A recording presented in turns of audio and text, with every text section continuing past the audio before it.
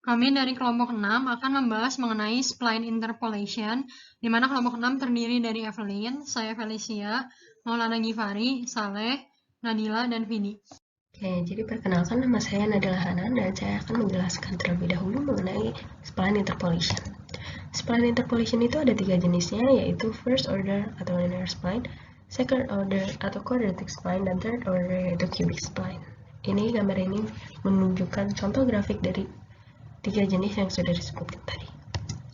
Jadi spline interpolation bisa dipakai ketika terdapat perubahan drastis dibanding dengan menggunakan polinomial interpolasi. Pada gambar di samping bisa kita lihat, pada grafik A, B, dan C ini menggunakan polinomial interpolasi. Dan pada polinomial interpolasi, osilasi yang dihasilkan ini mengakibatkan grafik yang kita dapatkan berbeda dengan grafik yang aslinya. Dan pada grafik D ini adalah contoh dari first order spline atau linear spline. Bisa kita lihat tingkat akuratnya lebih tinggi. Mengapa bisa seperti ini? Spline menghilangkan osilasi dengan menggunakan subset kecil dari titik untuk setiap interval daripada setiap titik yang ada. Jadi kerja spline adalah dibagi-bagi pada tiap interval, atau pada setiap interval ini memiliki fungsi-fungsi masing-masing pada setiap interval yang ada. Seperti itu kerja spline. Jadi akan kita mulai dengan linear spline.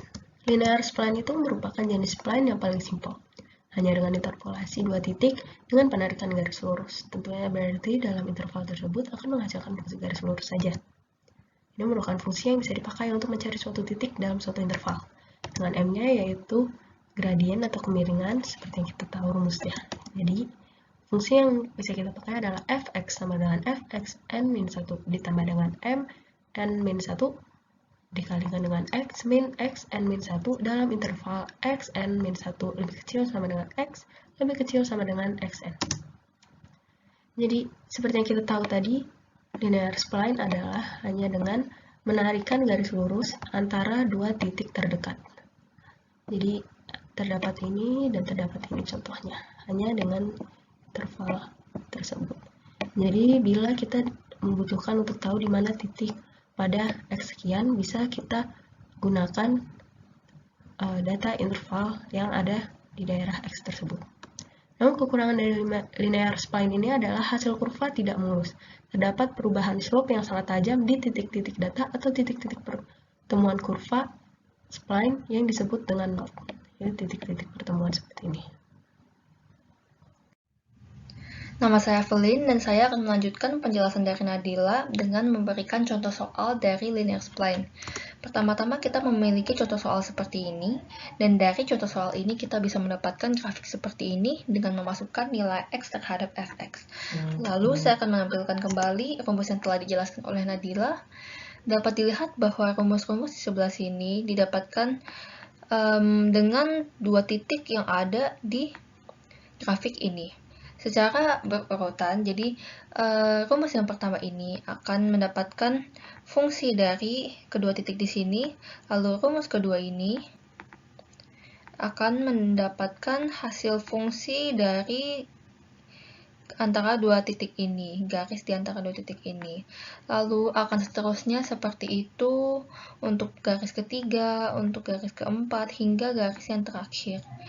Di mana dapat dilihat di sebelah kiri ini bahwa fx pertama itu digunakan untuk mendapatkan nilai dari x0 sampai dengan x1. x0 di sini dapat dilihat bahwa adalah titik pertama dan x1-nya adalah titik kedua. Lalu untuk fungsi kedua yaitu x1 sampai x2 ya dapat dianggap bahwa x1-nya adalah yang ini dan x2-nya adalah yang ini dan seterusnya. Lalu kita dapat mendapatkan gradien kemiringannya dengan rumus seperti ini. Dan dapat dilihat bahwa fungsi persamaan umumnya seperti ini terdapat nilai gradien yang harus dimasukkan. Nah, nilai gradien yang harus dimasukkan adalah yang ini. Nah, pada akhirnya akan menghasilkan rumus seperti ini. Dapat dilihat bahwa rumus yang ada di sini M-nya itu sedikit berbeda dengan yang ada di sini. Sebenarnya artinya sama saja, karena yang di sebelah sini variabelnya adalah I saja, yang di sebelah sini variabelnya adalah N-1. Bedanya, untuk menyesuaikan variabelnya, maka MI di sini, I-nya harus dikurangi dengan 1. Jadi, I dikurang 1. Karena itu, saat dimasukkan ke dalam rumusnya, yaitu di sini, XI dikurang 1 ditambah 1 sama dengan XI. Nah, dapat dilihat di hasilnya sama dong di sini, XN, yang sama dengan XI. Lalu dapat dilihat lagi, ini minus FXI. Karena I-nya dikurang 1, sehingga hasilnya jadi FXI minus 1. Sama seperti di sini, FXN minus 1. Ya, dan seterusnya. Selanjutnya, kita tinggal mencari perhitungan untuk rumusnya. Ini adalah tabel yang tadi. Dan pertama-tama kita akan mencari nilai gradiennya terlebih dahulu agar mudah. Nah, ini adalah rumus perhitungannya. Karena Mn-1 sama dengan seperti ini, untuk M0, berarti Fx pangkat N-nya, Fxn-nya itu adalah Fx yang pertama, kan? Karena N-1-nya 0, berarti N-nya itu adalah 1. Lalu minus Fx0. Sesuai dengan Fxn-1. Nah, sisanya tinggal dimasukkan saja, dapatkan 15, lalu M1-nya juga sama, M2-nya sama, M3, dan M4. Karena kita sudah menemukan gradiennya, tinggal menemukan rumus secara keseluruhan dong. Oke, kita aplikasikan, ini kan ada rumusnya dari Xn-1 sampai X sampai Xn. Nah, kalau begitu kita akan mengkategorisasikan semua titik-titik sesuai dengan batasnya. Yang pertama dari X0 sampai X sampai X1, karena titik pertama kan kita asumsikan sebagai X0 nih kan. Lalu dari X1 sampai X2, X2 sampai X3, seterusnya. Nah, untuk rumusnya Fx sama dengan, kita lihat lagi rumus di sebelah kiri ini, tulisannya Fx sama dengan Fxn-1. N-1-nya itu kan kita asumsikan sebagai X0 kan, seperti yang di gradien ini. Yang diasumsikan sebagai X0 dari awal, karena kita titik paling awalnya itu X0 kita anggapnya. Oke, tinggal dimasukkan aja rumusnya. Fx0 itu berapa sih? Di sini ada 2. Lalu M0-nya tadi berapa? Sudah ditemukan, yaitu 15. Lalu X minus X0 lagi. Di sini X0-nya berapa sih? Yaitu 1,6. Ya, tinggal dimasukkan saja angka-angkanya. Selesai. Lalu untuk ke bawahnya juga semuanya sama seperti itu. Pada akhirnya kita sudah menemukan 5 fungsi untuk garis-garis yang berbeda. Nah, di saat ini, grafik yang paling awal. Nah, untuk rumus yang pertama ini merupakan rumus persamaan dari garis yang dibentuk oleh 2 titik yang pertama ini. Lalu untuk rumus yang kedua ini merupakan rumus dari persamaan garis yang dibentuk oleh 2 titik ini. Dan untuk yang ketiga, keempat, dan kelima sama saja seperti itu sampai garis yang diantara X4 dan X5 ini. Lalu misalnya di sini kita memiliki contoh soal. X-nya sama dengan 3. Untuk X sama dengan 3, berapa nilai Fx yang bisa dihasilkan? Kalau begitu kita lihat dulu X3 itu ada di sekitaran range yang mana. Bisa kita lihat di tabel yang sebelah kiri bahwa angka 3 itu berada di antara 2,5 sampai 3,2, yaitu X2 sampai X3. Kalau begitu kita melihat rumus untuk X2 sampai X3 yaitu 1,43X ditambah 10,425. Tinggal dimasukkan saja angka 3-nya, maka akan didapatkan hasil Fx sama dengan seperti ini. Selanjutnya, saya Felicia akan membahas mengenai quadratic spline interpolation, di mana metode ini menggunakan persamaan kuadrat dengan jumlah data points minimal 3 data atau 3 titik. Dan minimal order yang dipakai adalah order 2 dengan jumlah data points yaitu n plus 1. Sehingga ketika ordernya 2, maka jumlah datanya adalah 3. Spline quadratic ini diperoleh dengan cara menurunkan polinomial order kedua untuk setiap interval yang berada di antara titik-titik data. Untuk memperoleh data n plus 1 data points, artinya terdapat n interval, 3n unknown constant, 3n equation or condition, dan total equation-nya 3 dikali n kurang 1. Persamaan yang dipakai pada quadratic spline interpolation adalah sebagai berikut, yaitu yx sama dengan aix kuadrat ditambah bix ditambah CI. Sehingga 3N unknown konstanta ini adalah A, I, BI, dan CI. Berikut adalah contoh grafik dari quadratic supply interpolation. Jadi kalau bisa dilihat dari gambar tersebut, ini tuh ada kayak persamaan, ada 3 persamaan, di mana persamaan ini tuh berbeda-beda tergantung dari intervalnya. Kalau intervalnya 1, intervalnya 2, intervalnya 3. Nah, dari persamaan yang tadi sudah dibahas, ini kan ada I-nya ya, kayak A, I, B, I, dan C, I. Nah, I di sini tuh adalah order dari atau angka 0, 0, 1, 2, 3, sampai ke N. Nah, jadi untuk menghitung persamaan atau konstanta dari quadratic supply interpolation, kita pastinya membutuhkan suatu persamaan. Nah, terdapat beberapa step untuk mendapatkan persamaan dari quadratic supply interpolation.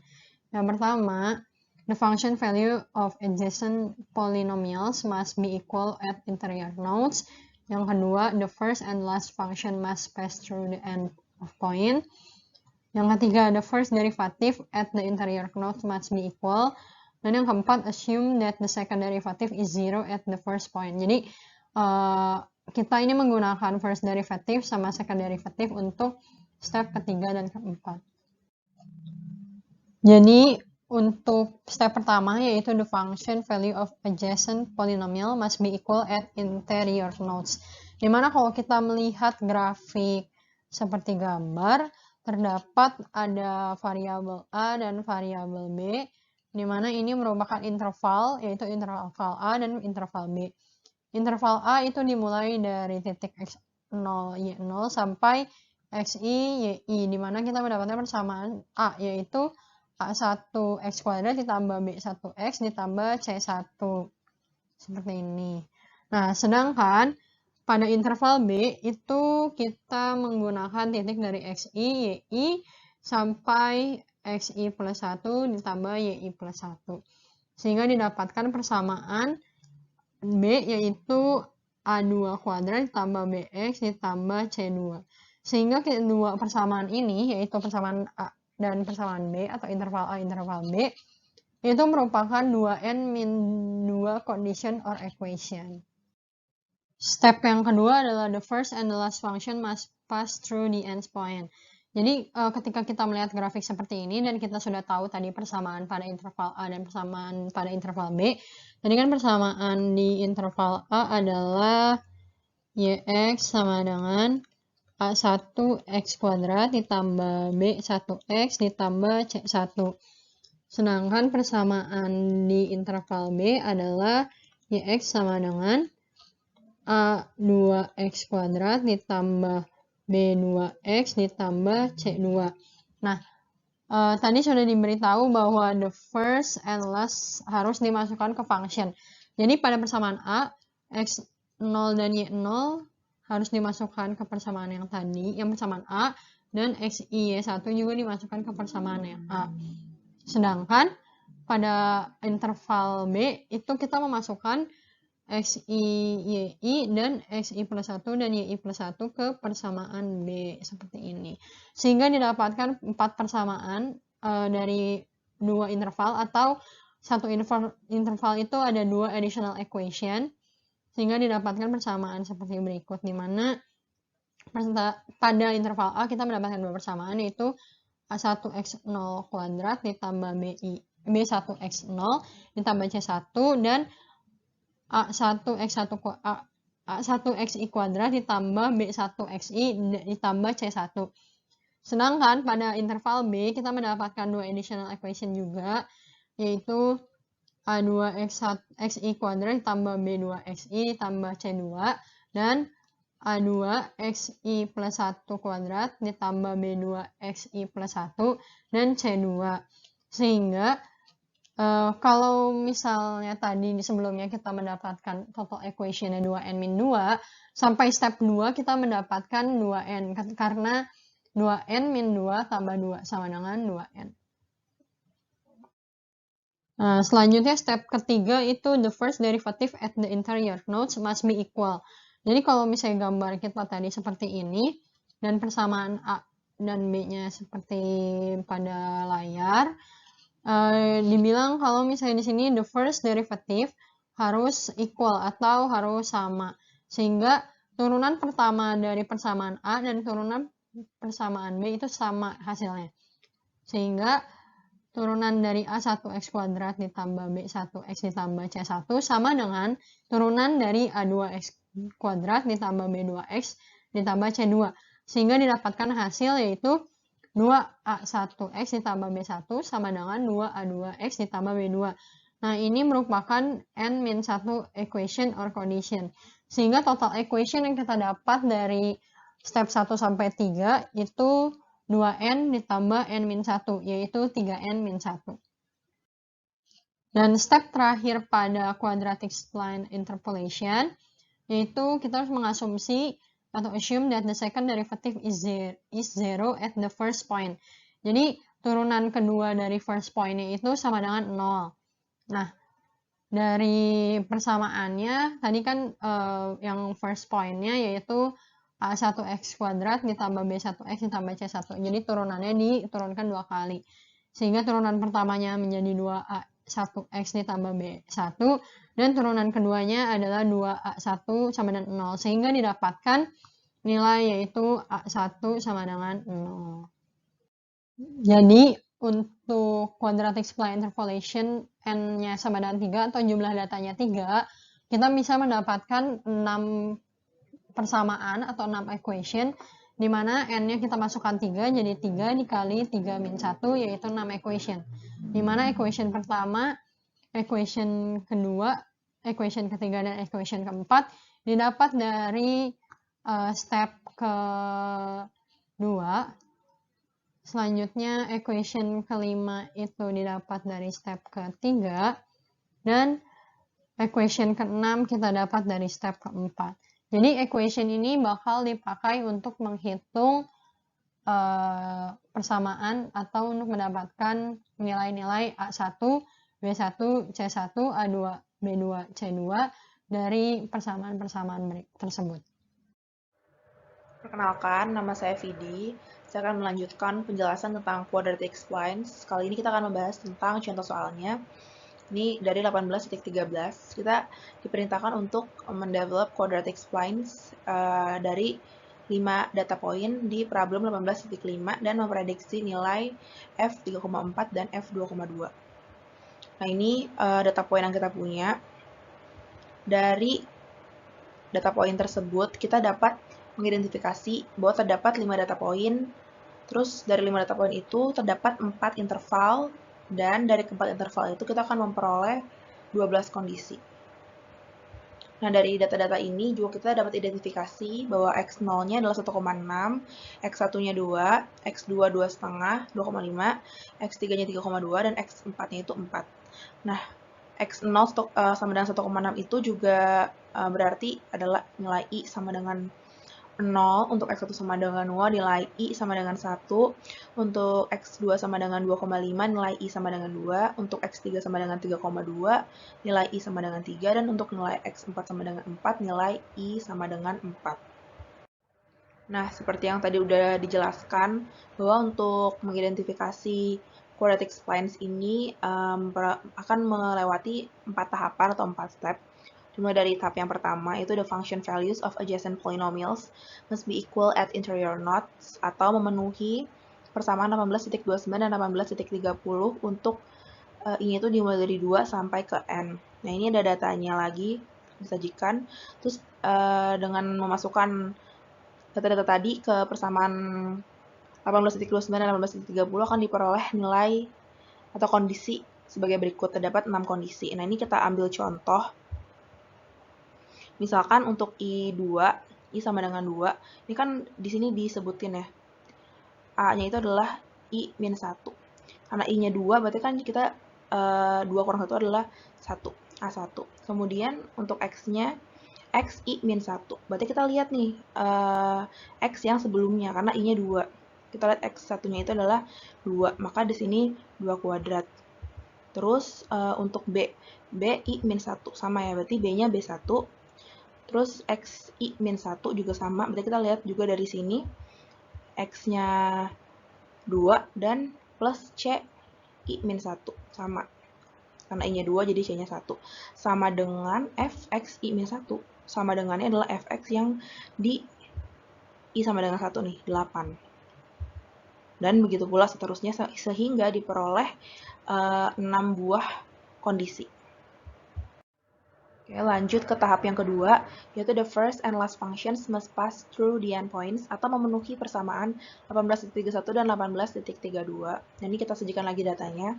Kata kuncinya itu di the first and last function. Maka untuk first function atau fungsi yang paling pertama, itu diperoleh A1 dikali 1,6 kuadrat plus B1 dikali 1,6 plus C1 sama dengan 2. Dan untuk last functionnya diperoleh A4 dikali 4 kuadrat ditambah B4 dikali 4 ditambah C4 sama dengan 8. Tahap yang ketiga, the first derivatives at the interior nodes must be equal, memenuhi persamaan 18.33 untuk I dari I sama dengan 2 sampai N, ini datanya, sehingga diperoleh 3 kondisi sebagai berikut. Jadi kita ambil contoh, misalkan untuk I sama dengan 2, itu kan 2 dikali AI min 1, karena I-nya 2 jadinya 2A1 dikali X I min 1, seperti tadi. Jadi kita lihatnya di X-nya ini yang 2, terus kemudian ditambah BI min 1, maka 2-nya dikurang 1 jadi B1 sama dengan, nah ini 2-nya 2AI. Karena I-nya 2 jadi 2A2 dikali X-nya tetap yang tadi I min 1 berarti X-nya 2 ditambah sama BI karena I-nya 2 jadi B2 dan seterusnya sampai diperoleh 3 kondisi. Lalu untuk tahap yang keempat kita assume that the second derivative is 0 at the first point, maka A-nya itu A1 sama dengan 0. Nah, dengan demikian kita sudah memperoleh 12 kondisi. Lalu kita susun 12 kondisi tadi ke dalam bentuk matriks. Lalu dengan menggunakan teknik-teknik seperti Gauss elimination, kita dapat mengidentifikasi atau memperoleh nilai dari A1 sampai C4 sebagai berikut. Lalu kita substitusi nilai yang tadi udah kita dapat ke original quadratic equation untuk memperoleh fungsi sebagai berikut, yaitu F1 sama dengan F1x sama dengan 15x min 22 dari interval x-nya itu 1,6 sampai 2. Untuk F2x adalah min 6x kuadrat plus 39x min 46 dengan interval x2 dari 2 sampai 2,5. Untuk F3x itu adalah min 10,816x kuadrat plus 63,082x min 76,1,102 dari 2,5, 2,5 sampai 3,2, dan F4x adalah min 3,2589x kuadrat plus 14,714x plus 1,2857 dari interval x-nya itu dari 3,2 sampai 4. Kemudian kita juga bisa memprediksi nilai dari F3,4 dan F2,2. Untuk F3,4 kita bisa lihat dari intervalnya itu kan ada di sini ya 3,4. Di antara ini. Berarti kita menggunakan nilai dari F4x. Kita masukkan x-nya seperti ini, lalu kita peroleh nilainya itu adalah 13,64. Lalu untuk F2,2 itu kan ada di interval yang ini ya, F2. Maka kita akan menggunakan nilai dari F2x. Kita masukkan 2,2 itu ke F2x, lalu kita peroleh nilai F2,2 itu adalah 10,76. Selanjutnya saya Muhammad Saleh akan menjelaskan tentang cubic spline.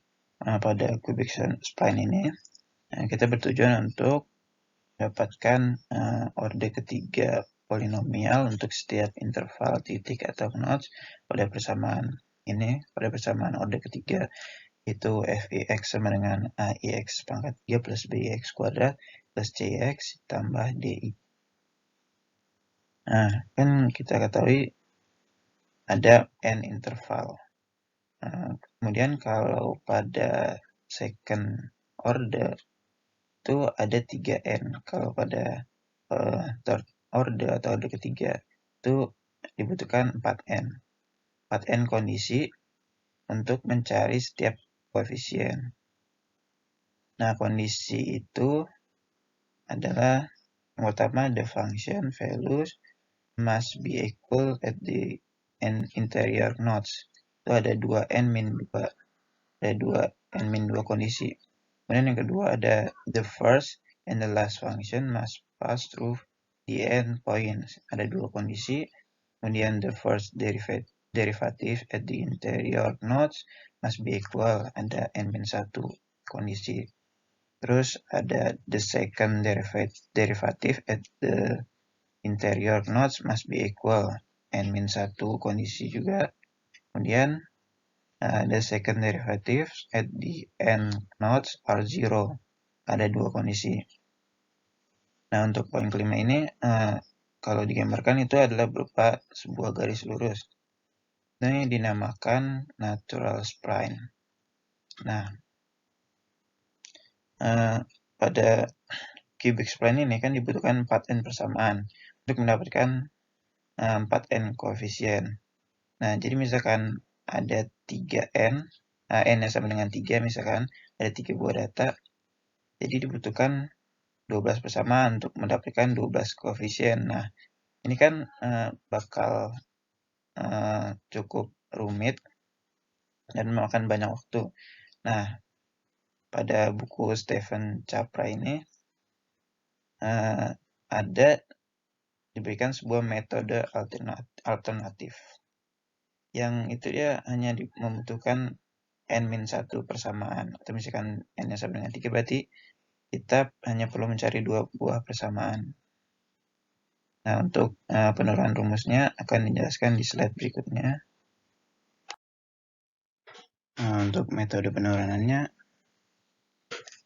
pertama kita ambil dari orde pertama metode Lagrange, itu kita ubah ke dalam bentuk second derivatifnya. Kemudian persamaan ini kita integralkan 2 kali, menghasilkan persamaan ini. Persamaan yang di bawah ini itu adalah persamaan cubic splines untuk setiap intervalnya. Nah, koefisien yang perlu kita cari itu ada 2. Koefisien yang belum diketahui. Yang pertama ada koefisien yang ini, f double aksen i x i, sama koefisien yang ini, f double aksen x i min 1. Untuk cara mencari koefisien ini ada di slide selanjutnya. Untuk penurunan rumusnya, pertama, persamaan harus memenuhi kondisi, yaitu turunan pertama pada setiap titik itu harus continue, atau dapat dituliskan dengan f aksen i x i sama dengan f aksen i plus 1 x i. Kemudian rumus yang di slide sebelumnya itu kita turunkan, menghasilkan persamaan ini. Persamaan ini itu kita bisa pakai untuk mencari 2 koefisien yang belum diketahui tadi. Nah, jadi dengan menggunakan dua rumus yang tadi, itu kita bisa mencari nilai pada suatu titik itu bisa lebih cepat. Dan dibandingkan dengan metode yang sebelumnya yang menggunakan cara seperti second derivative, itu kita bisa menghemat waktu dibandingkan dengan mencari 2, misalkan 4n, misalkan datanya ada 3, daripada 12 koefisien kita cari, kita hanya memerlukan 2 koefisien dengan cara ini. Nah, selanjutnya ada contoh soal akan dijelaskan oleh Maulana. Saya Muhammad Maulana Ghifari dan saya akan melanjutkan presentasi tentang pembahasan contoh soal dari spline kubik. Terdapat soal yang dimana diketahui nilai X dan Y-nya. Kemudian ditanya berapa nilai Y ketika X sama dengan 3, yang dimana kita tahu X sama dengan 3 berarti berada pada interval nilai X sama dengan 1 dan nilai X sama dengan 4. Dan kita tentukan dulu X0, X1, X2-nya dan Fx0, Fx1, dan Fx2. Kemudian didapatkan untuk mengetahui nilai second derivative dari masing-masing interval itu menggunakan rumus seperti ini yang terdapat dari buku. Kemudian setelah kita masukkan nilai x0, x1, dan x2-nya, didapatkan seperti ini. Kemudian dikarenakan natural spline condition dari f second derivative x0 itu sama dengan 0, maka hasil yang tersisa adalah 8 second derivative f4 ditambah second derivative 5 sama dengan 24. Kemudian agar nilai second derivative dapat diketahui, kita dapat mencobanya atau dapat mengulangi step ini menggunakan i yang keempat, yaitu 9 dan 7. Dan didapatkan untuk second interior point-nya itu f second derivative 4 dan second 9 dikali second derivative 5 sama dengan min 24. Hasil dari kedua persamaan second derivative f itu akan dieliminasi sehingga kita akan mendapatkan nilai dari second derivative f 5 itu sebesar min 2,9589 dan second derivative f 4 sama dengan 2,6301375 seperti yang terlihat pada layar. Kemudian berdasarkan rumus yang didapat juga dari buku, kita dapat mengetahui nilai y-nya ketika kita memasukkan nilai x. Karena x sama dengan 3 dan yang telah saya jelaskan sebelumnya termasuk pada interval 1, maka kita hanya mencari untuk interval 1 saja.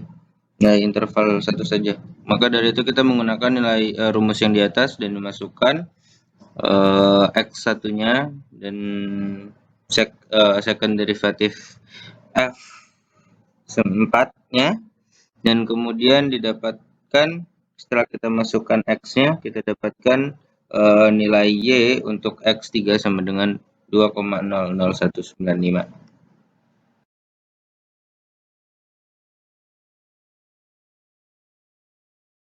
Kemudian kami mencoba mensimulasikan soal ini menjadi sebuah simulasi di software MATLAB.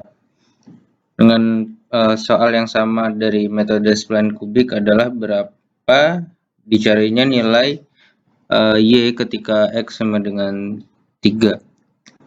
Pertama, seperti pada solusi manual sebelumnya, kita memasukkan nilai x dan nilai y yang diketahui, dan kemudian kita juga memasukkan persamaan 1 dan persamaan 2 yang didapat, dan output akhir dari simulasinya adalah diketahuinya nilai y ketika x sama dengan 3.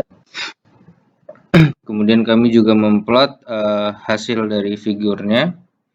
Untuk nilai y-nya sendiri diketahui adalah 2,0023 ketika x sama dengan 3 ya. Dan di figurnya diketahui bahwa memang ketika x sama dengan 3 y bernilai 2,0023. Titik-titik yang lain ini merupakan nilai input yang awal, sedangkan yang dikotakkan ini merupakan hasil dari simulasi salah satu soal spline kubik. Mungkin sekian dari kelompok kami.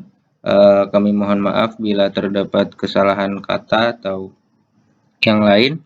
Terima kasih. Wassalamualaikum warahmatullahi wabarakatuh. Sekian penjelasan dari kelompok kami mengenai spline interpolation. Terima kasih.